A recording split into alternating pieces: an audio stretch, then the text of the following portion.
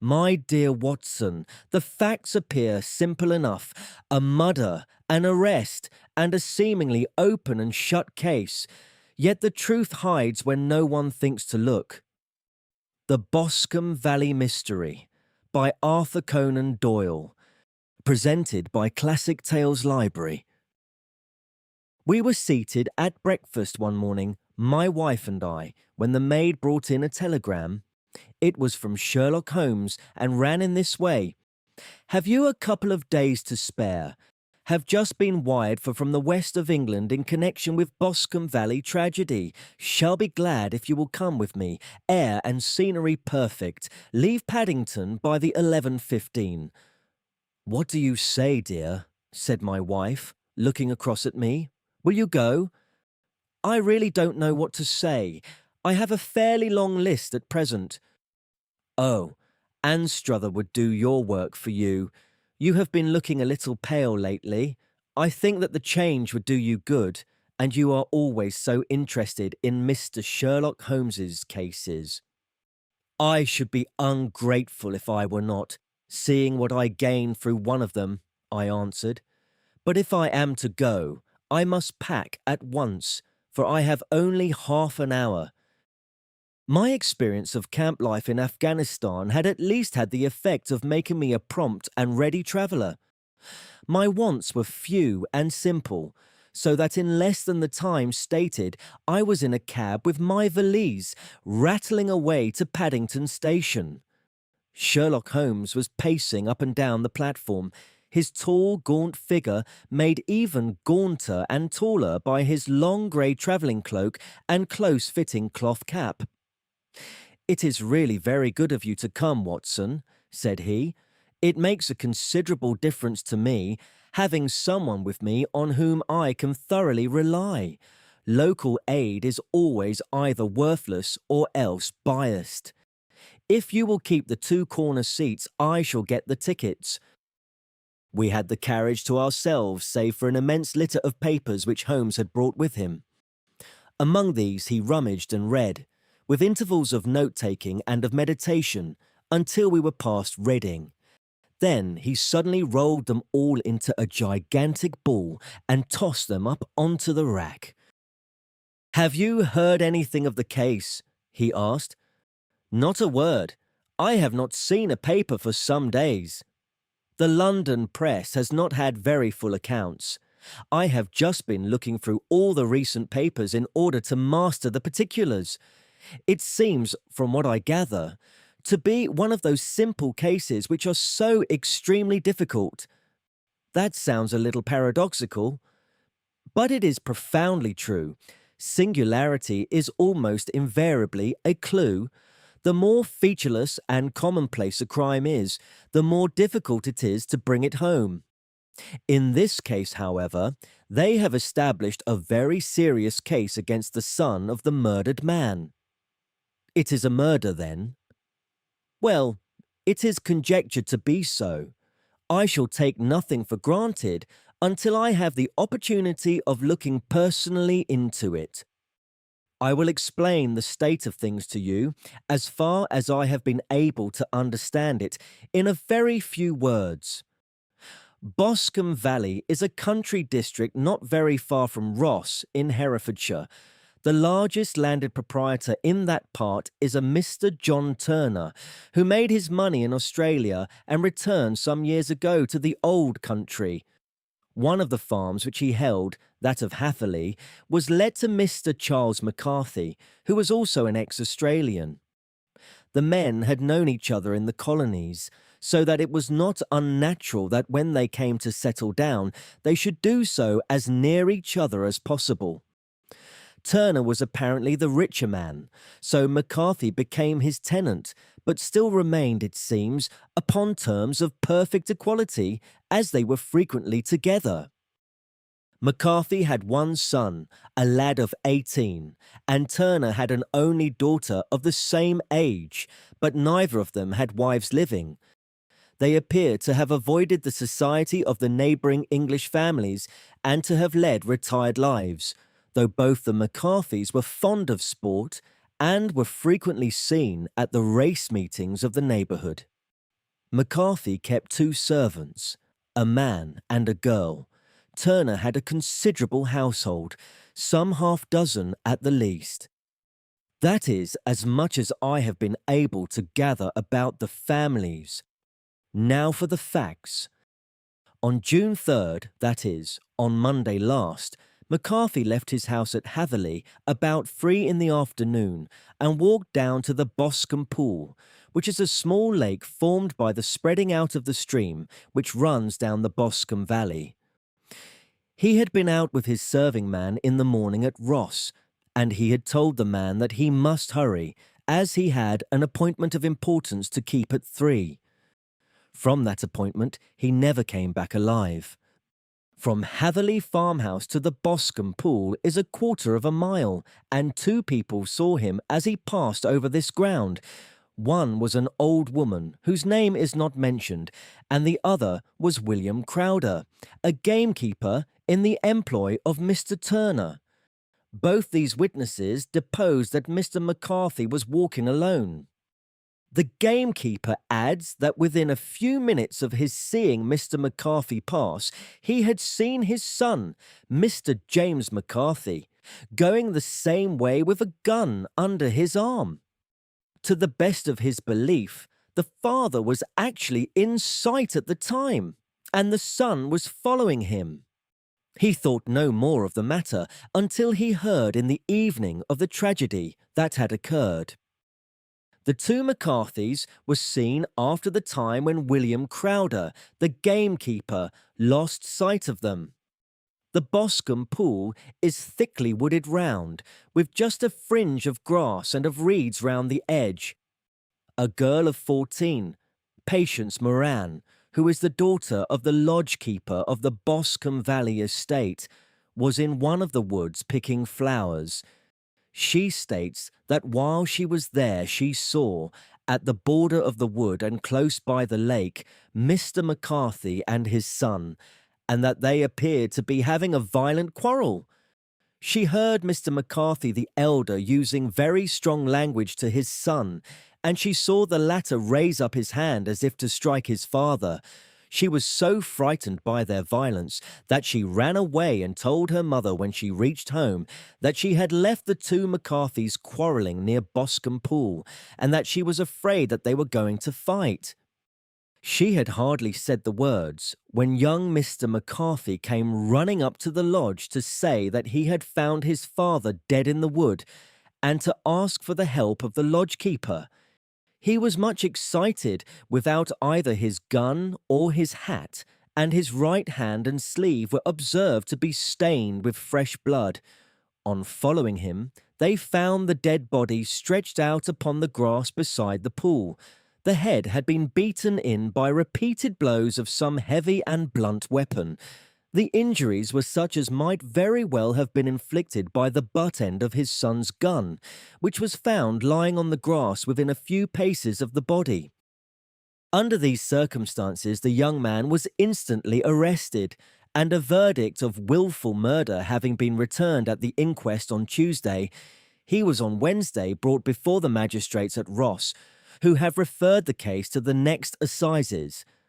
Those are the main facts of the case, as they came out before the coroner and the police court. I could hardly imagine a more damning case, I remarked. If ever circumstantial evidence pointed to a criminal, it does so here. Circumstantial evidence is a very tricky thing, answered Holmes thoughtfully. It may seem to point very straight to one thing, but if you shift your own point of view a little, you may find it pointing in an equally uncompromising manner to something entirely different. It must be confessed, however, that the case looks exceedingly grave against the young man, and it is very possible that he is indeed the culprit. There are several people in the neighbourhood, however, and among them Miss Turner, the daughter of the neighbouring landowner, who believe in his innocence and who have retained Lestrade, whom you may recollect in connection with the study in Scarlet, to work out the case in his interest.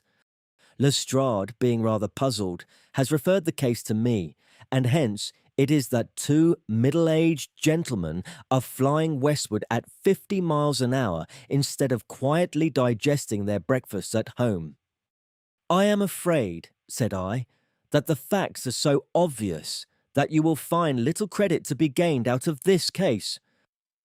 There is nothing more deceptive than an obvious fact, he answered, laughing. Besides, we may chance to hit upon some other obvious facts which may have been by no means obvious to Mr. Lestrade. You know me too well to think that I am boasting when I say that I shall either confirm or destroy his theory by means which he is quite incapable of employing or even of understanding. To take the first example to hand, I very clearly perceive that in your bedroom the window is upon the right-hand side, and yet I question whether Mr. Lestrade would have noted even so self-evident a thing as that. How on earth, my dear fellow, I know you well. I know the military neatness which characterizes you. You shave every morning, and in this season you shave by the sunlight. But since your shaving is less and less complete as we get farther back on the left side, until it becomes positively slovenly as we get round the angle of the jaw, it is surely very clear that that side is less illuminated than the other. I could not imagine a man of your habits looking at himself in an equal light and being satisfied with such a result. I only quote this as a trivial example of observation and inference. Therein lies my métier, and it is just possible that it may be of some service in the investigation which lies before us.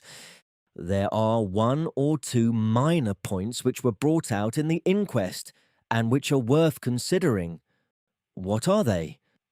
It appears that his arrest did not take place at once, but after the return to Hatherley Farm. On the inspector of constabulary informing him that he was a prisoner, he remarked that he was not surprised to hear it, and that it was no more than his deserts. This observation of his had the natural effect of removing any traces of doubt which might have remained in the minds of the coroner's jury.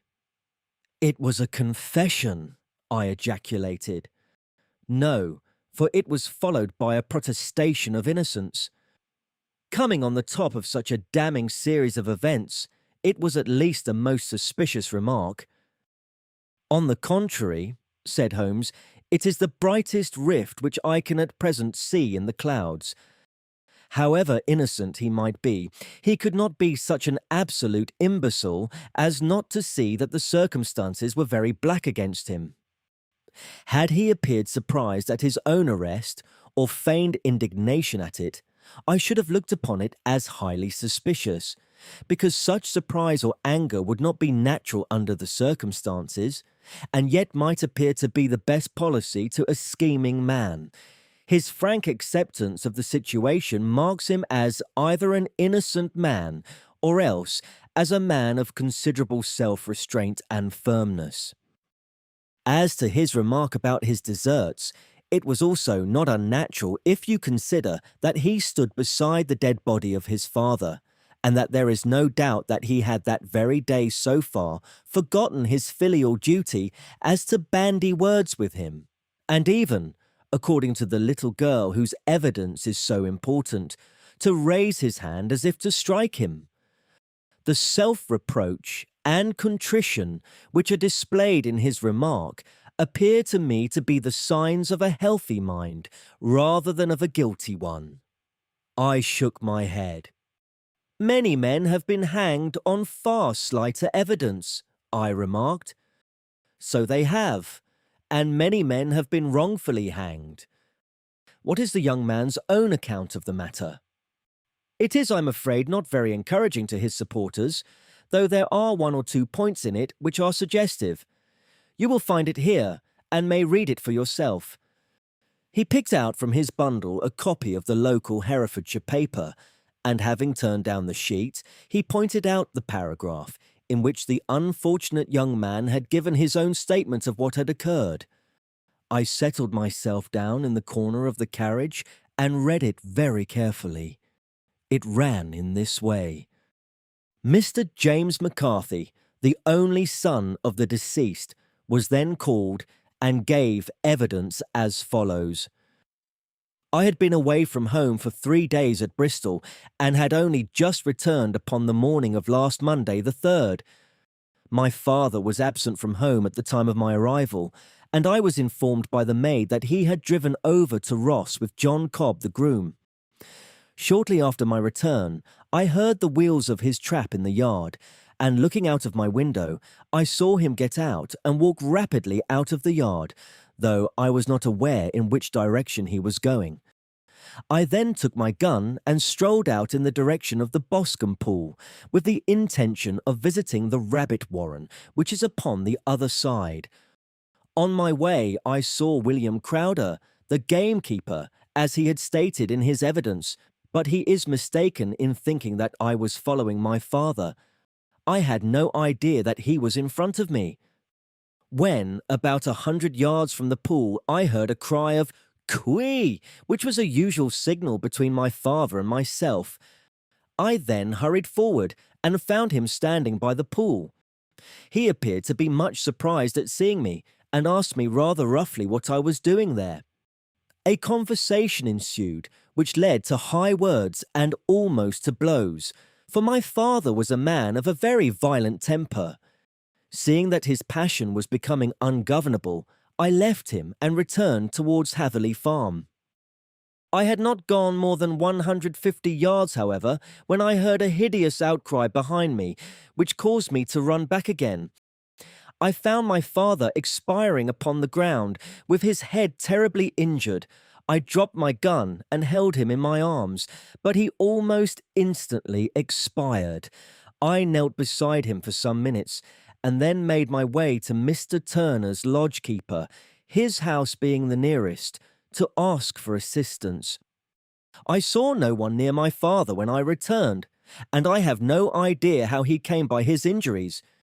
He was not a popular man, being somewhat cold and forbidding in his manners, but he had, as far as I know, no active enemies. I know nothing further of the matter. The coroner.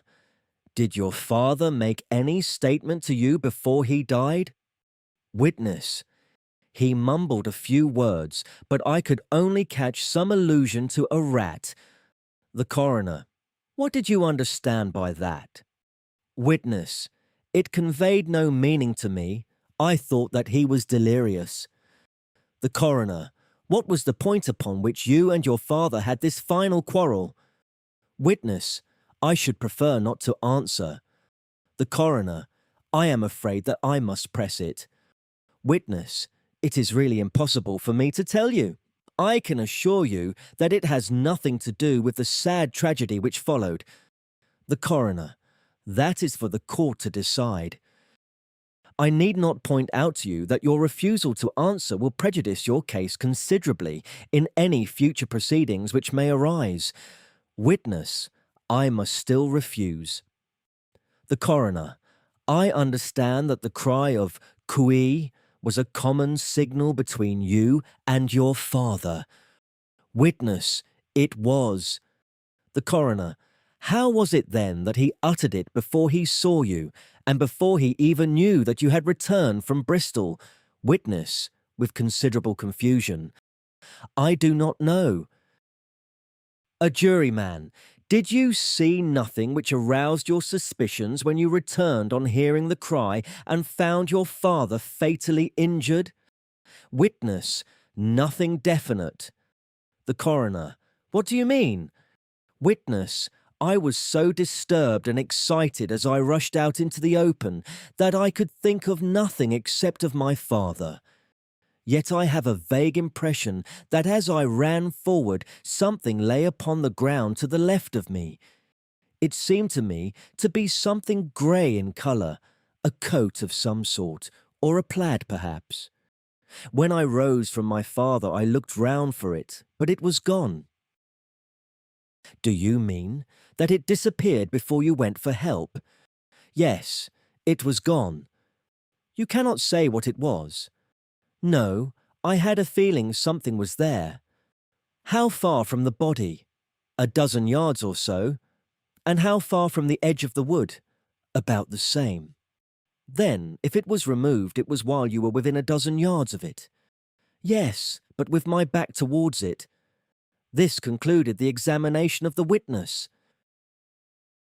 I see, said I as I glanced down the column, that the coroner in his concluding remarks was rather severe upon young McCarthy. He calls attention, and with reason, to the discrepancy about his father having signalled to him before seeing him, also to his refusal to give details of his conversation with his father and his singular account of his father's dying words. They are all, as he remarks, very much against the son. Holmes laughed softly to himself and stretched himself out upon the cushioned seat. Both you and the coroner have been at some pains, said he, to single out the very strongest points in the young man's favour. Don't you see that you alternately give him credit for having too much imagination and too little? Too little if he could not invent a cause of quarrel which would give him the sympathy of the jury. Too much if he evolved from his own inner consciousness anything so outre as a dying reference to a rat and the incident of the vanishing cloth. No, sir, I shall approach this case from the point of view that what this young man says is true, and we shall see whither that hypothesis will lead us. And now here is my pocket Petrarch, and not another word shall I say of this case until we are on the scene of action. We lunch at Swindon, and I see that we shall be there in 20 minutes. It was nearly 4 o'clock when we at last, after passing through the beautiful Stroud Valley and over the broad gleaming Severn, found ourselves at the pretty little country town of Ross. A lean, ferret-like man, furtive and sly-looking, was waiting for us upon the platform.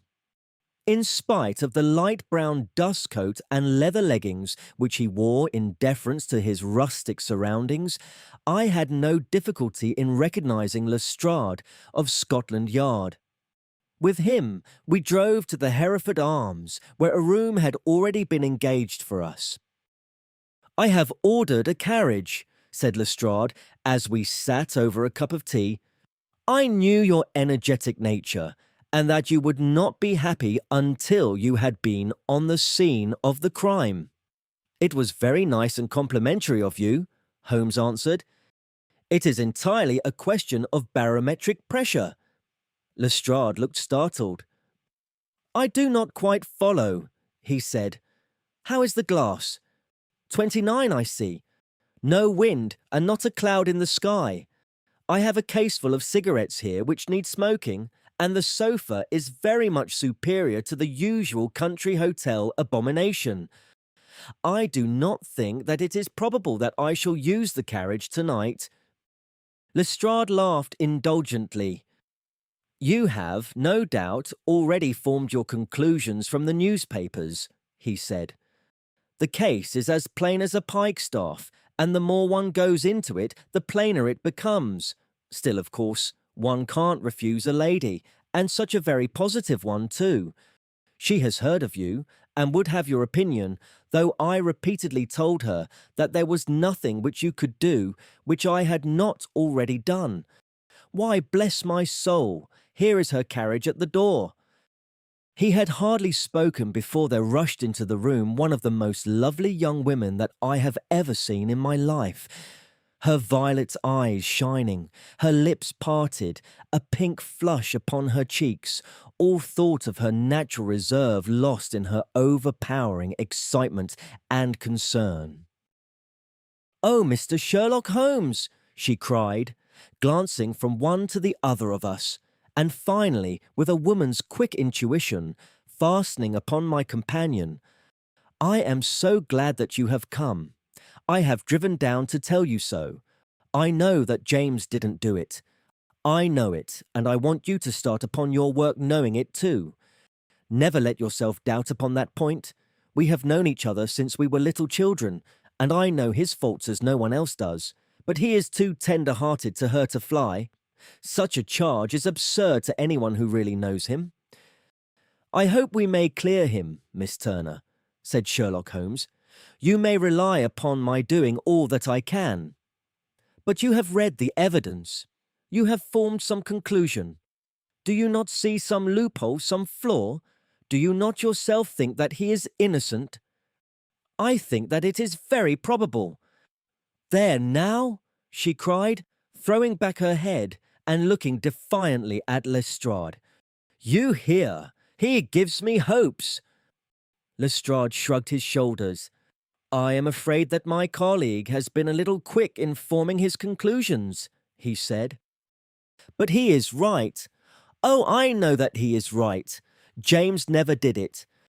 And about his quarrel with his father, I am sure that the reason why he would not speak about it to the coroner was because I was concerned in it. In what way? Asked Holmes. It is no time for me to hide anything. James and his father had many disagreements about me. Mr. McCarthy was very anxious that there should be a marriage between us. James and I have always loved each other as brother and sister. But of course he is young and has seen very little of life yet, well, he naturally did not wish to do anything like that yet. So there were quarrels, and this, I am sure, was one of them. And your father? Asked Holmes. Was he in favour of such a union? No, he was averse to it also. No one but Mr. McCarthy was in favour of it.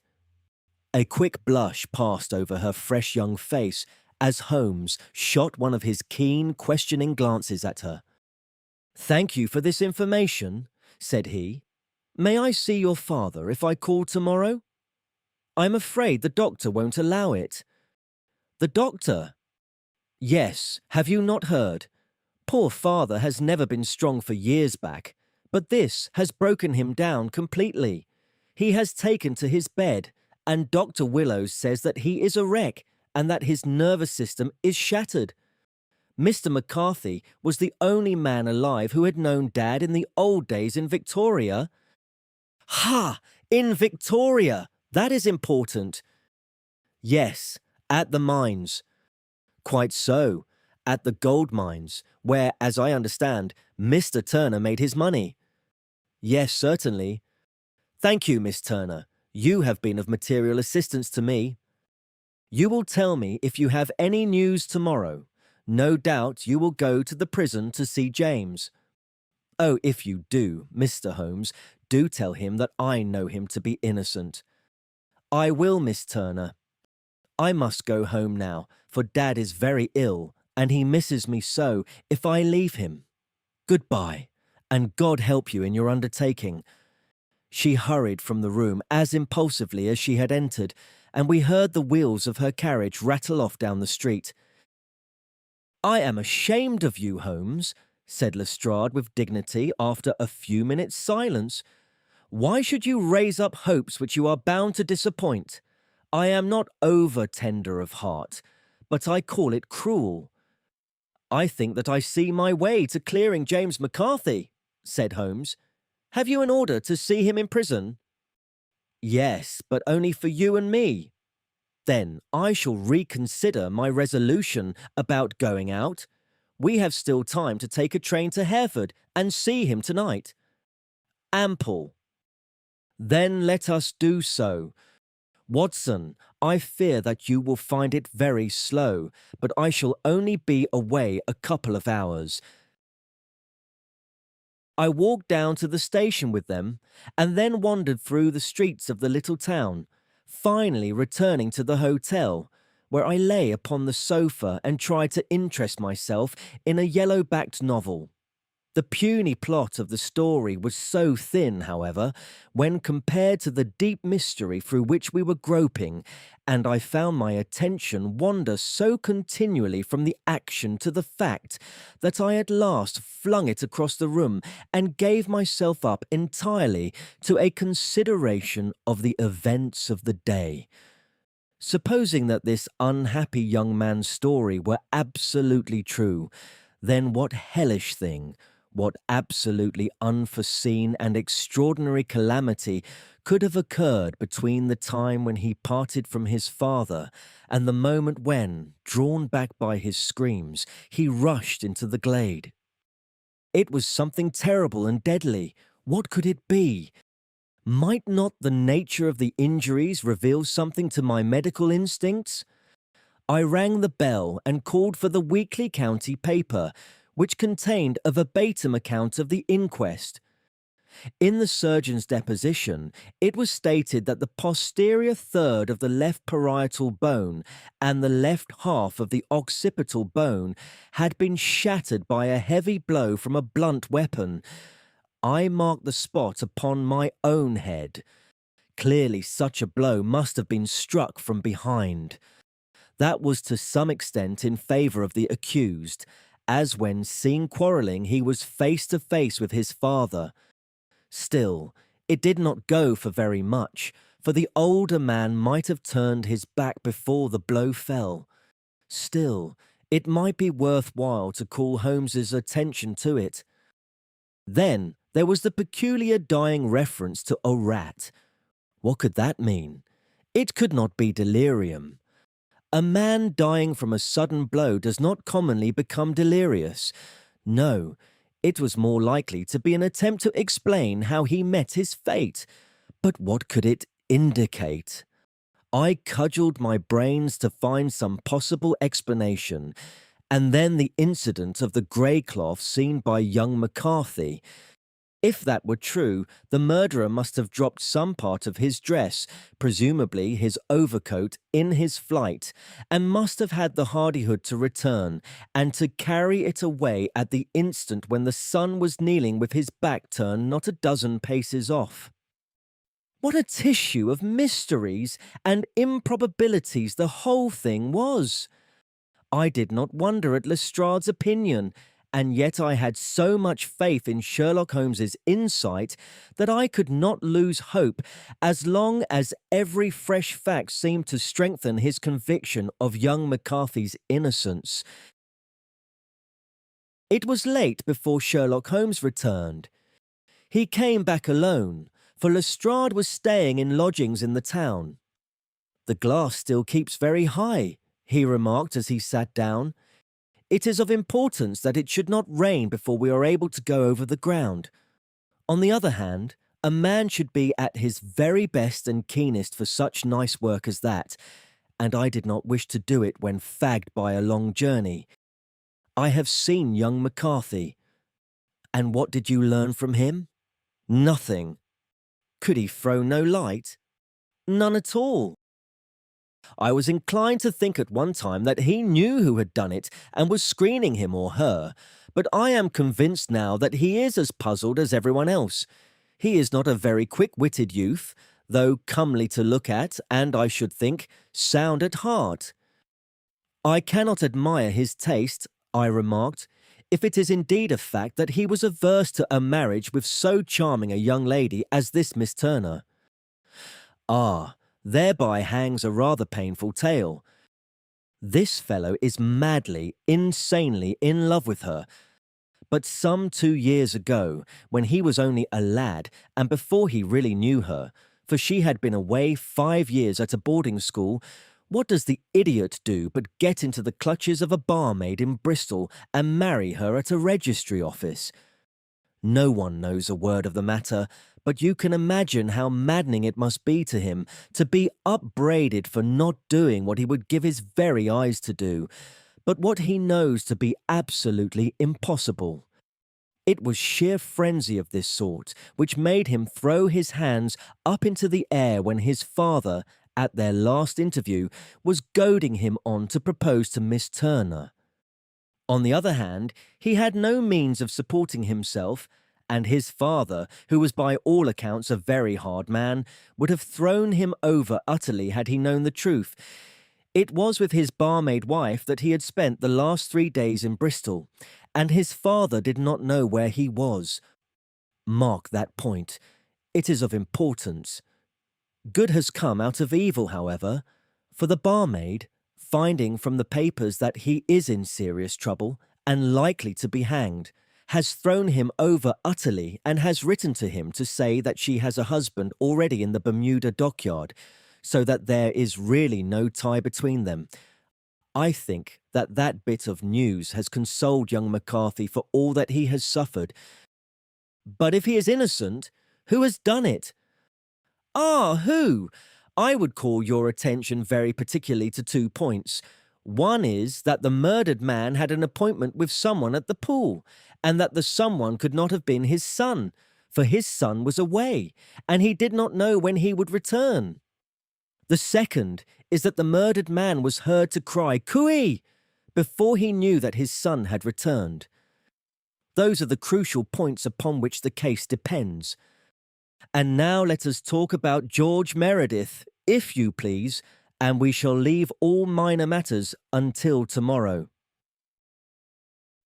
There was no rain, as Holmes had foretold, and the morning broke bright and cloudless. At 9 o'clock, Lestrade called for us with the carriage, and we set off for Hatherley Farm and the Boscombe Pool. "There is serious news this morning," Lestrade observed. "It is said that Mr. Turner of the Hall is so ill that his life is despaired of." "An elderly man, I presume," said Holmes. "About 60, but his constitution has been shattered by his life abroad, and he has been in failing health for some time. This business has had a very bad effect upon him. He was an old friend of McCarthy's, and I may add, a great benefactor to him, for I have learned that he gave him Hatherley Farm rent free." "Indeed, that is interesting," said Holmes. "Oh, yes, in 100 other ways he has helped him. Everybody about here speaks of his kindness to him." "Really? Does it not strike you as a little singular that this McCarthy, who appears to have had little of his own and to have been under such obligations to Turner, should still talk of marrying his son to Turner's daughter, who is, presumably, heiress to the estate, and that in such a very cocksure manner, as if it were merely a case of a proposal and all else would follow? It is the more strange, since we know that Turner himself was averse to the idea. The daughter told us as much. Do you not deduce something from that?" "We have got to the deductions and the inferences," said Lestrade, winking at me. "I find it hard enough to tackle facts, Holmes, without flying away after theories and fancies." "You are right," said Holmes demurely. "You do find it very hard to tackle the facts. Anyhow, I have grasped one fact which you seem to find it difficult to get hold of," replied Lestrade with some warmth. "And that is, that McCarthy Sr. met his death from McCarthy Jr., and that all theories to the contrary are the merest moonshine." "Well, moonshine is a brighter thing than fog," said Holmes, laughing. "But I am very much mistaken if this is not Hatherley Farm upon the left." "Yes, that is it." It was a widespread, comfortable-looking building, 2-storied, slate-roofed, with great yellow blotches of lichen upon the grey walls. The drawn blinds and the smokeless chimneys, however, gave it a stricken look, as though the weight of this horror still lay heavy upon it. We called at the door, when the maid, at Holmes's request, showed us the boots which her master wore at the time of his death, and also a pair of the son's, though not the pair which he had then had. Having measured these very carefully from 7 or 8 different points, Holmes desired to be led to the courtyard, from which we all followed the winding track which led to Boscombe Pool. Sherlock Holmes was transformed when he was hot upon such a scent as this. Men who had only known the quiet thinker and logician of Baker Street would have failed to recognise him. His face flushed and darkened. His brows were drawn into 2 hard black lines, while his eyes shone out from beneath them with a steely glitter. His face was bent downward, his shoulders bowed, his lips compressed. and the veins stood out like whipcord in his long, sinewy neck. His nostrils seemed to dilate with a purely animal lust for the chase, and his mind was so absolutely concentrated upon the matter before him that a question or remark fell unheeded upon his ears, or at the most only provoked a quick, impatient snarl in reply. Swiftly and silently he made his way along the track which ran through the meadows and so by way of the woods to the Boscombe Pool. It was damp, marshy ground, as is all that district, and there were marks of many feet, both upon the path and amid the short grass which bounded it on either side. Sometimes Holmes would hurry on, sometimes stop dead, and once he made quite a little detour into the meadow. Lestrade and I walked behind him, the detective indifferent and contemptuous, while I watched my friend with the interest which sprang from the conviction that every one of his actions was directed towards a definite end.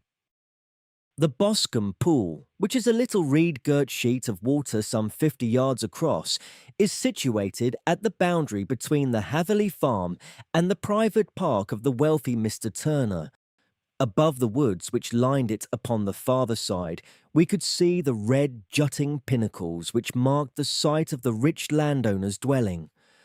On the Hatherley side of the pool, the woods grew very thick, and there was a narrow belt of sodden grass 20 paces across, between the edge of the trees and the reeds which lined the lake. Lestrade showed us the exact spot at which the body had been found, and, indeed, so moist was the ground that I could plainly see the traces which had been left by the fall of the stricken man. To Holmes, as I could see by his eager face and peering eyes, very many other things were to be read upon the trampled grass. He ran round, like a dog who is picking up a scent, and then turned upon my companion.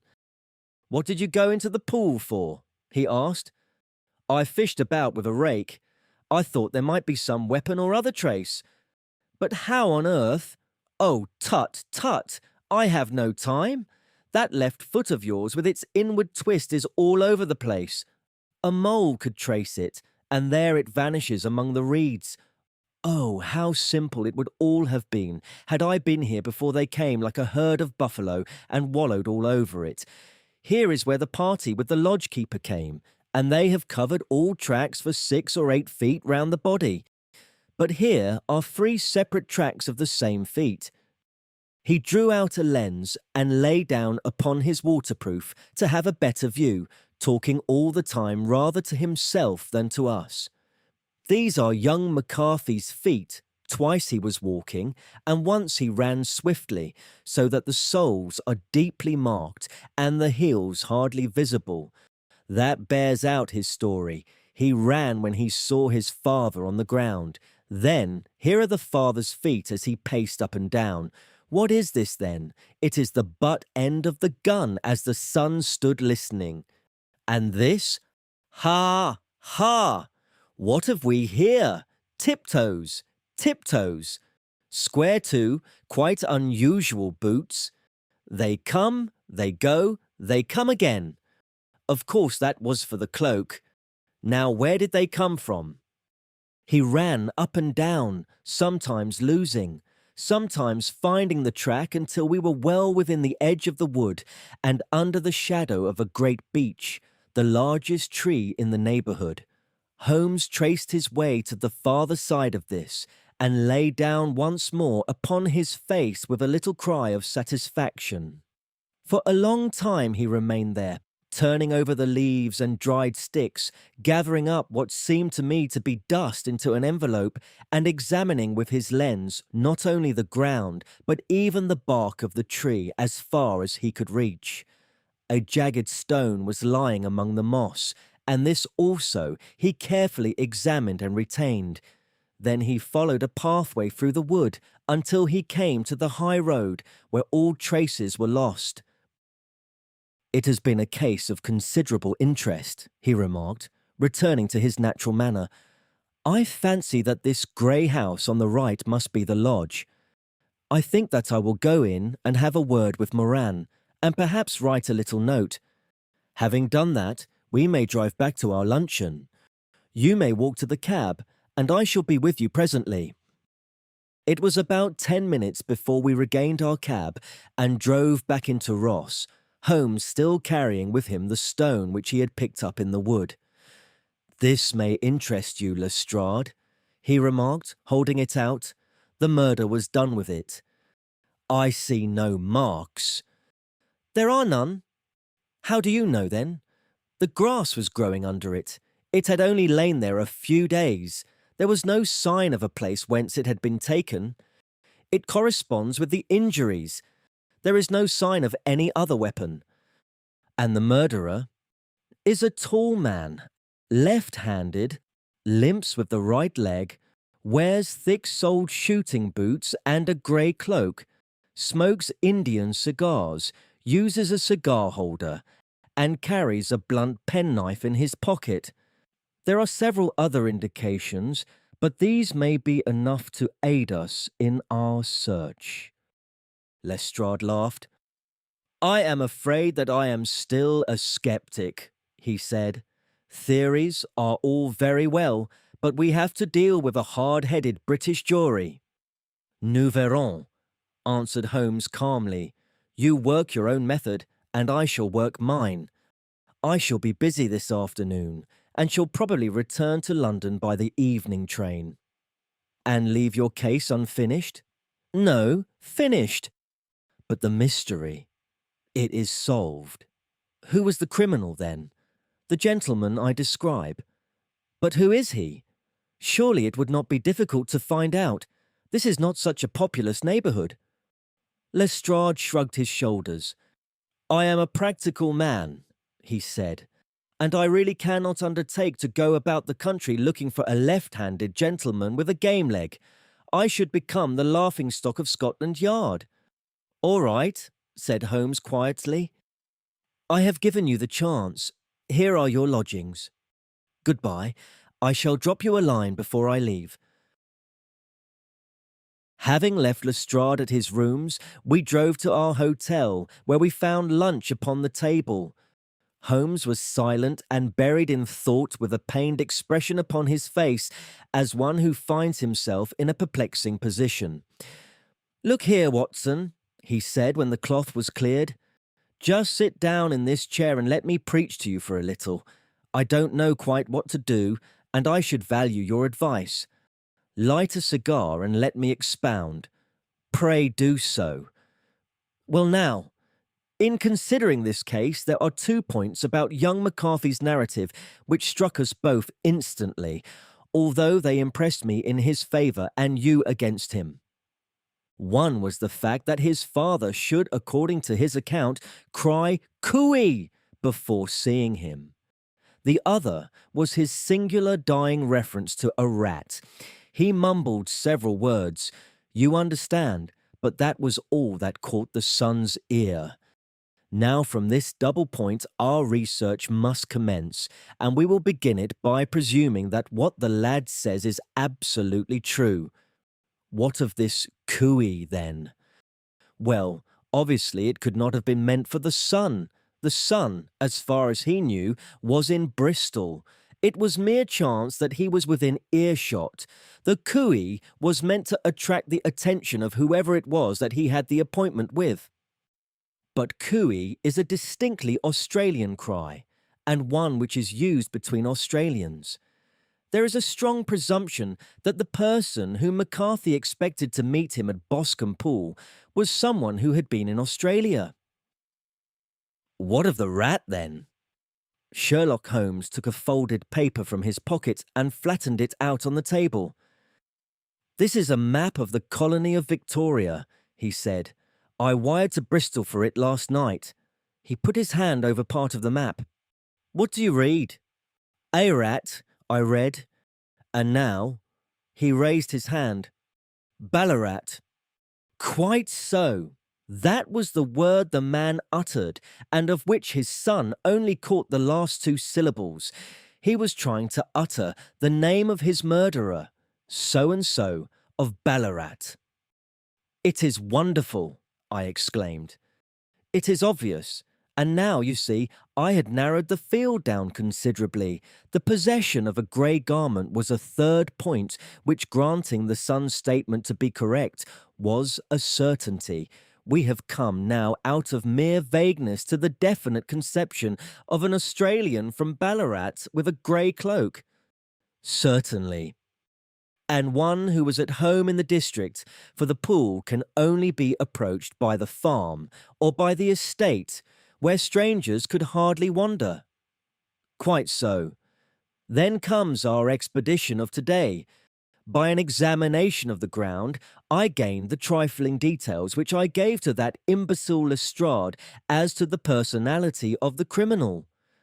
"But how did you gain them?" "You know my method. It is founded upon the observation of trifles. His height I know that you might roughly judge from the length of his stride. His boots, too, might be told from their traces. Yes, they were peculiar boots. But his lameness? The impression of his right foot was always less distinct than his left. He put less weight upon it. Why? Because he limped. He was lame. But his left-handedness. You were yourself struck by the nature of the injury as recorded by the surgeon at the inquest. The blow was struck from immediately behind, and yet was upon the left side. Now how can that be unless it were by a left-handed man? He had stood behind that tree during the interview between the father and son. He had even smoked there. I found the ash of a cigar, which my special knowledge of tobacco ashes enables me to pronounce as an Indian cigar. I have, as you know, devoted some attention to this and written a little monograph on the ashes of 140 different varieties of pipe, cigar, and cigarette tobacco. Having found the ash, I then looked round and discovered the stump among the moss where he had tossed it. It was an Indian cigar of the variety which are rolled in Rotterdam. And the cigar holder? I could see that the end had not been in his mouth. Therefore he used a holder. The tip had been cut off, not bitten off, but the cut was not a clean one, so I deduced a blunt penknife. "Holmes," I said, "you have drawn a net round this man from which he cannot escape, and you have saved an innocent human life as truly as if you had cut the cord which was hanging him.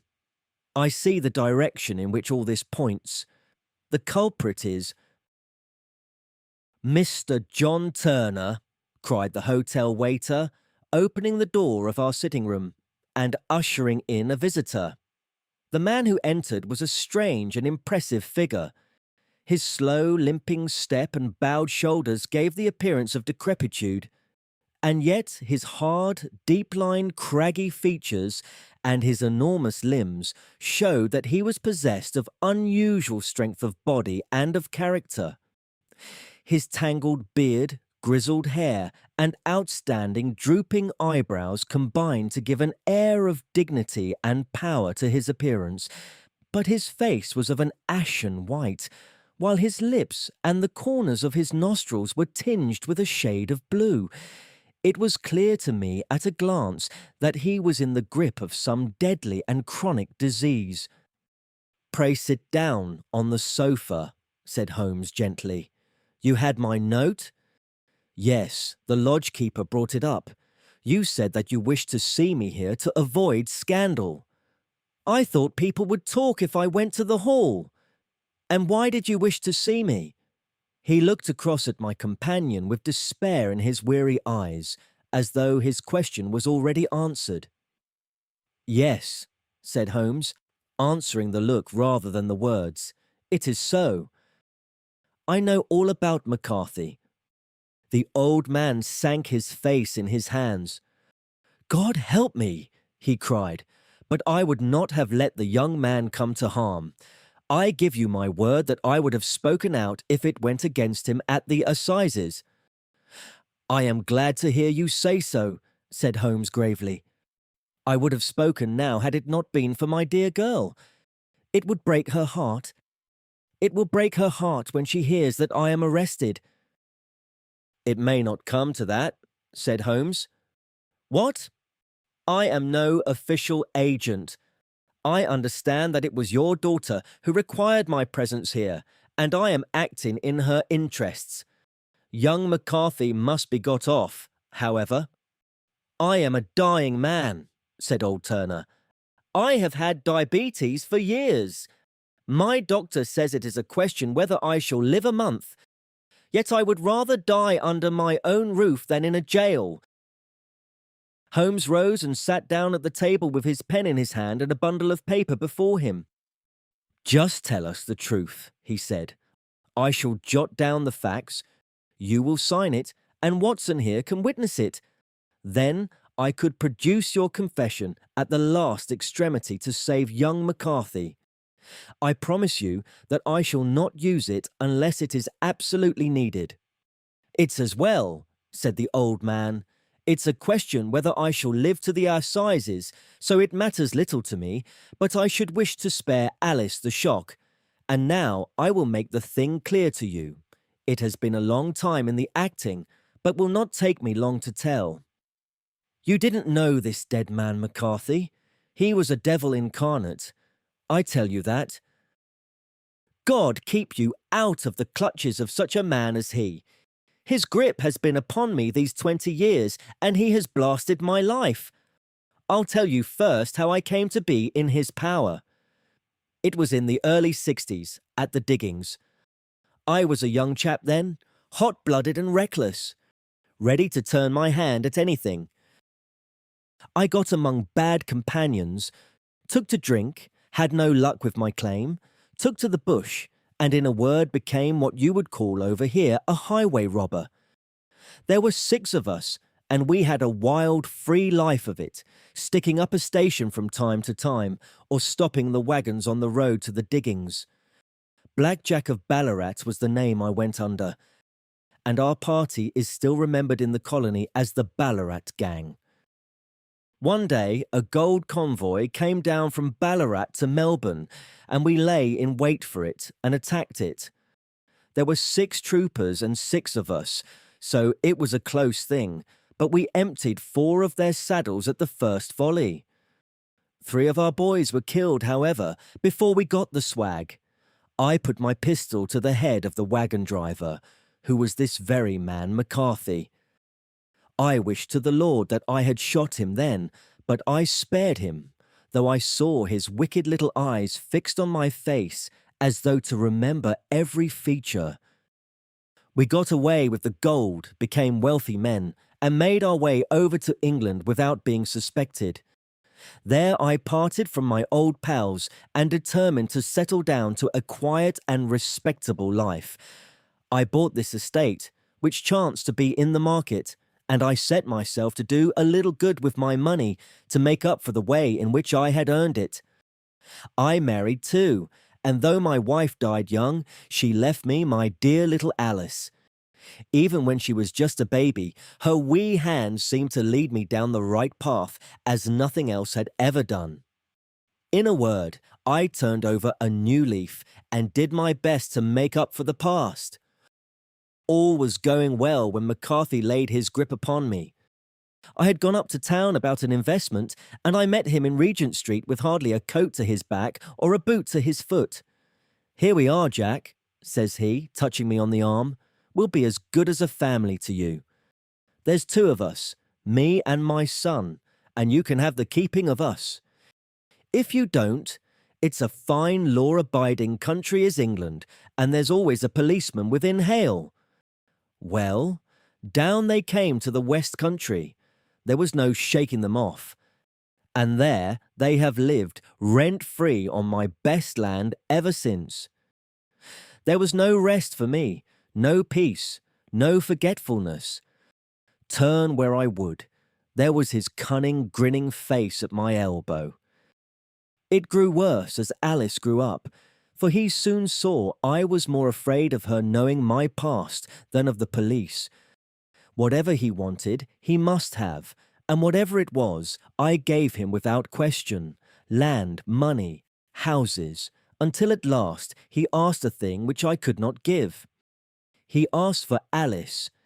His son, you see, had grown up, and so had my girl, and as I was known to be in weak health, it seemed a fine stroke to him that his lad should step into the whole property. But there I was firm. I would not have his cursed stock mixed with mine. Not that I had any dislike to the lad, but his blood was in him, and that was enough. I stood firm. McCarthy threatened. I braved him to do his worst. We were to meet at the pool midway between our houses to talk it over. When I went down there, I found him talking with his son, so I smoked a cigar and waited behind a tree until he should be alone. But as I listened to his talk, all that was black and bitter in me seemed to come uppermost. He was urging his son to marry my daughter with as little regard for what she might think as if she were a slut from off the streets. It drove me mad to think that I and all that I held most dear should be in the power of such a man as this. Could I not snap the bond? I was already a dying and a desperate man. Though clear of mind and fairly strong of limb, I knew that my own fate was sealed. But my memory and my girl, both could be saved if I could but silence that foul tongue. I did it, Mr. Holmes. I would do it again. Deeply as I have sinned, I have led a life of martyrdom to atone for it. But that my girl should be entangled in the same meshes which held me was more than I could suffer. I struck him down with no more compunction than if he had been some foul and venomous beast. His cry brought back his son, but I had gained the cover of the wood, though I was forced to go back to fetch the cloak which I had dropped in my flight. That is the true story, gentlemen, of all that occurred. Well, it is not for me to judge you, said Holmes, as the old man signed the statement which had been drawn out. I pray that we may never be exposed to such a temptation. I pray not, sir. And what do you intend to do? In view of your health, nothing. You are yourself aware that you will soon have to answer for your deed at a higher court than the assizes. I will keep your confession, and if McCarthy is condemned, I shall be forced to use it. If not, it shall never be seen by mortal eye, and your secret, whether you be alive or dead, shall be safe with us. Farewell, then, said the old man solemnly. Your own deathbeds, when they come, will be the easier for the thought of the peace which you have given to mine. Tottering and shaking in all his giant frame, he stumbled slowly from the room. God help us, said Holmes after a long silence. Why does fate play such tricks with poor, helpless worms? I never hear of such a case as this that I do not think of Baxter's words and say, there, but for the grace of God, goes Sherlock Holmes. James McCarthy was acquitted at the assizes on the strength of a number of objections, which had been drawn out by Holmes and submitted to the defending counsel. Old Turner lived for 7 months after our interview, but he is now dead, and there is every prospect that the son and daughter may come to live happily together in ignorance of the black cloud which rests upon their past. Thank you for listening to Classic Tales Library. Subscribe for more Sherlock Holmes adventures, including the 5 Orange Pips and the Red-Headed League. Until next time.